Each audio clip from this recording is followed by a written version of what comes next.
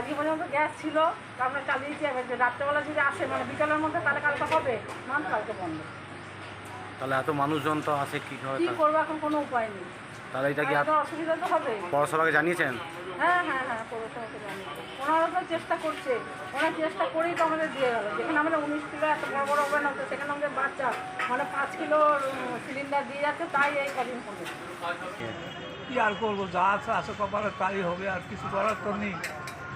না থাকলে আর কিছু না করবো কোথাও থেকে।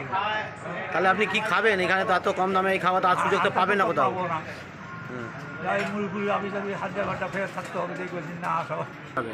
তাহলে কি চল খাওয়া দাওয়া অসুবিধা হবে, খেতে পারবো না, কষ্ট হবে। গ্যাসটা এলে রান্না বান্না হলে খেতে পারবো, এই হচ্ছে ব্যাপার। তো মা ক্যান্টিন বন্ধ হলে তো আপনার মতন অনেক লোকেরই সমস্যা। সবারই কষ্ট হবে, সবারই সমস্যা হবে, আমারও সমস্যা হবে। আপনি প্রতিদিন এই ক্যান্টিনে খান? এই ক্যান্টিনই খাই।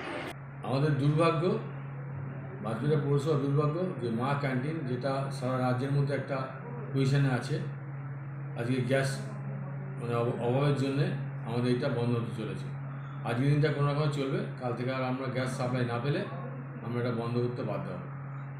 সেন্ট্রাল গভর্নমেন্টের গাফিলতির কারণে, সেন্ট্রাল গভর্নমেন্টের তুগলকি আচরণের জন্যে আজকে এই অবস্থার মধ্যে লাইনে দাঁড় করেছি সবাইকে, যেরকম এটা তো আর একটা সেই জায়গায় দাঁড়িয়ে আজকে আমরা খুব লজ্জা পাচ্ছি, মানুষকে খাবারটা তুলে দিতে পারছি না। গরিব মানুষ যারা সারাদিন খেটে খুটে এখানে খায়, হ্যাঁ, অল্প বয়সে খাবারটা পায়, সেটা আজকে বন্ধ হয়ে চললে কী করবো, বলা তো কিছু করা, লজ্জা লাগছে আমাদের নিজেদের। সেন্ট্রাল গভর্নমেন্টের কারণে আমরা ভুক্তভোগী হচ্ছি।